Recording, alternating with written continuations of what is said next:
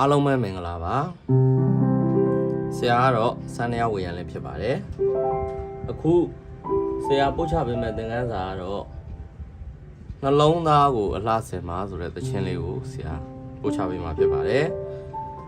ဒါကတော့ basic ပေါ့နော် beginner အဆင့်တီးတဲ့လက်ကွက်အလွယ်ဆုံးလက်ကွက်ကလေးတွေတင်ပြပေးသွားမှာဖြစ်ပါတယ်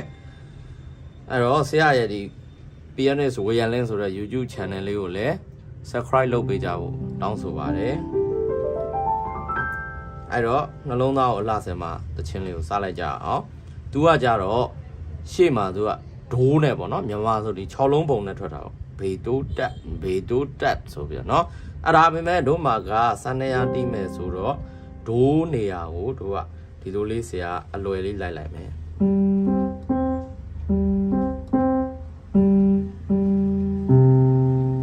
ဒါအမှန်တော့တကယ်တီးရင်ဒါ6လုံးဘက်ကတီးရမှာပေါ့နော်ဟုတ်ပြီအဲ့တော့အဲ့ဒါလေးလည်းထည့်ကျင်မယ်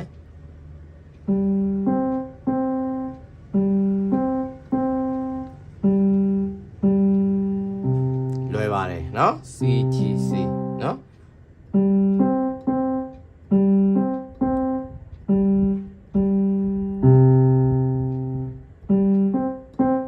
အဲ့ဒီပါတယ်နော်ပထမတစ်ခါမှာဒီတွန်းတွန်းဒုတိယတစ်ခါကျတော့ဒုံအဲ့ဒါလေးလည်းပြီးရော intro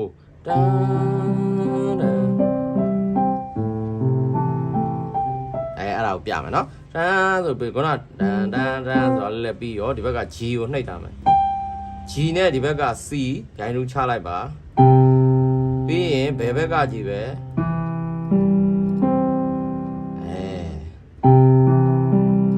အဲ့လိုသွားမယ်ဒီကနှိပ်ထားဟုတ်ပြီနော်ဒီဘက်ကိုပက်တန်တီးတယ်ခေါ်တယ်ဒါမျိုးနေတာ C E G C ဟုတ်ပြီအဲ့ဒါလေးထုတ်ကျင်မယ်နော်ပက်တန်တီးတာပေါ့ C E G C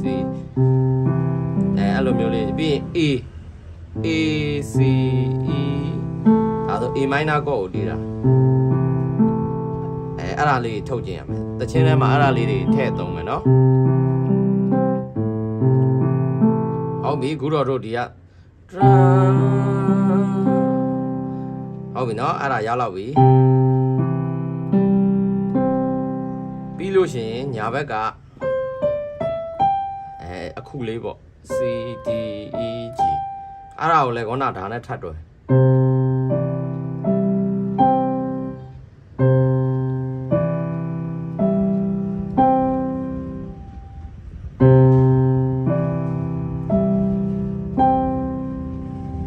ဟုတ်ပြီနော်ပြန်ပေါင်းမယ်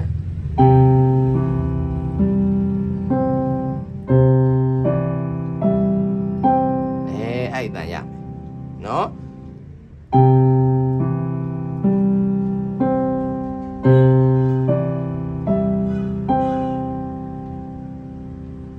ဟုတ်ပြီနော်အစပြန်စမယ်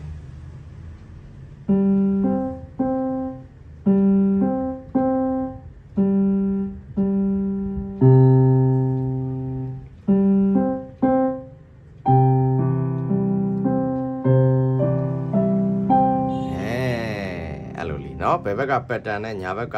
melody နဲ့တွဲတယ်လို့ခေါ်တယ်နော်ပြီးလို့ရှိရင်လာပြီကောနာ A minor အဲ့ဒါတီးမယ်ဘယ်ဘက်ကအဲ့ဒါတီးမယ်ညာဘက်ကဒါနော်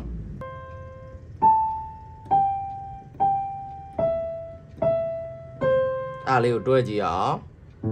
ဒီကောင်ကဒီနှလုံးက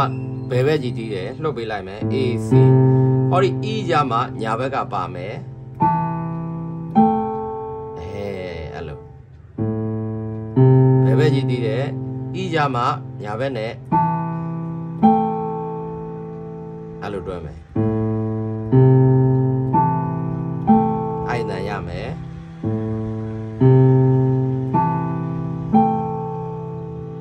ဟုတ်ပြီနော်ပြီးရင် C ပြန်ပြောင်းပြီဆိုတော့ C E G C အားကြောင့်ဆရာကဒါတွေကိုဒီလိုတက်တက်ရနေအောင်အပြင်မှာတက်တက်ဘယ်ဘက်ကြည့် တက်ကျင့်ပလိုက်နော်အဲ့တော့ပြီးရင်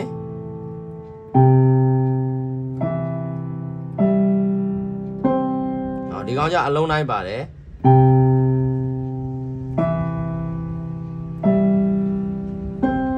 အဲ့ဒါရမယ်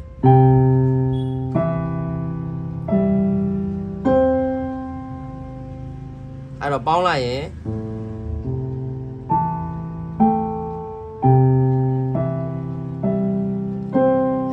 အဲ့ဒါရမယ်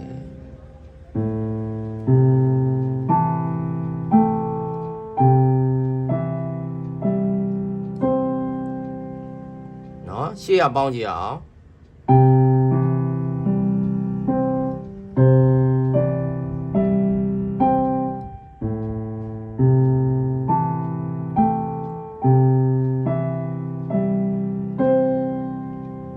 ဟုတ်ပြီနော်ပုံမှန်တိုင်းပဲဆိုရင်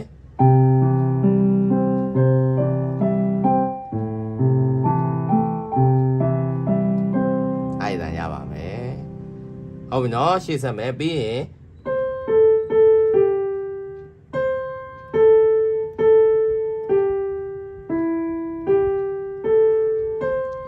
အဲ့ဒါ intro နော်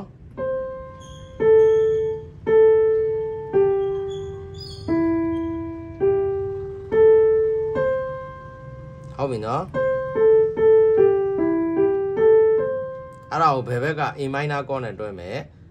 ခုနဒီရောက်သွားပြီ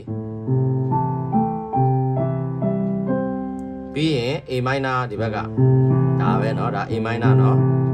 A minor နဲ့ဒီဘက်ကတွဲမယ်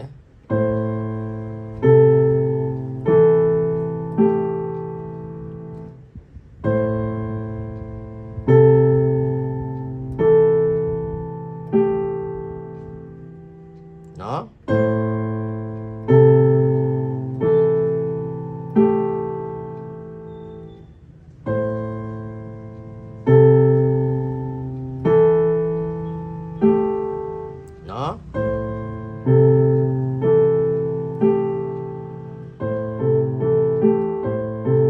အဲ့လိုထပ်ထပ်ကျင်းပလိုက်ဟုတ်ပြီเนาะပေါင်းကြည့်အောင်အဲ့ဒီ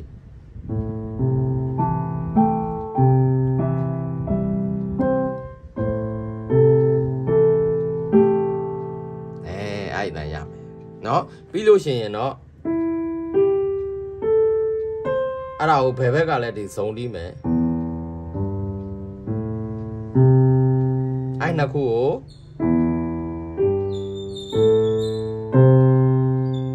เนาะ E G A C เนาะအဲ့ဒါလွယ်တယ်ဆိုပေါင်းလိုက်ရင်ဒီအတန်ရမယ်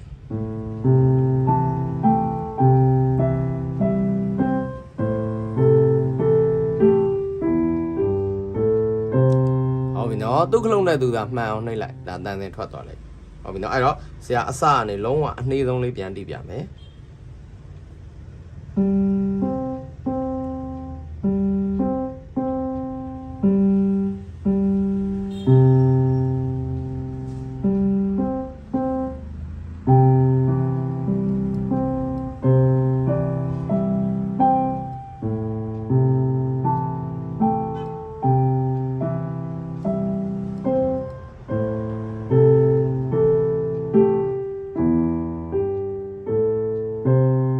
အဲ့အတန်ရမယ်ပြန်စမယ်နော်ဖြည်းဖြည်းလေးပဲ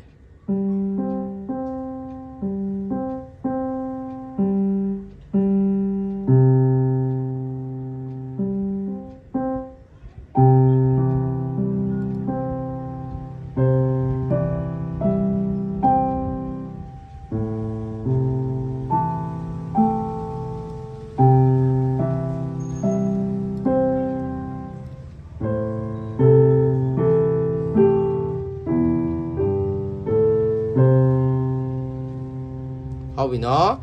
ကဲအဲ့ဒီကိုပုံမှန်တိုင်းပဲနဲ့တီးပြမယ်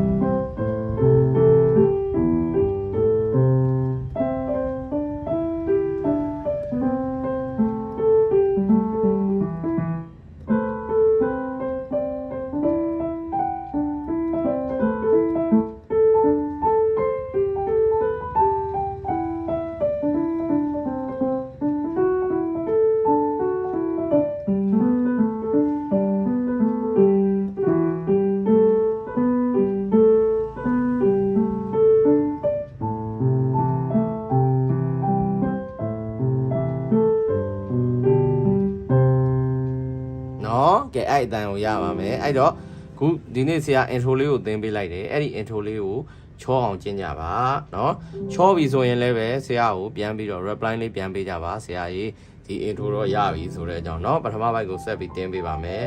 ကဲအားလုံးပဲတိုးတက်ကြပါစေ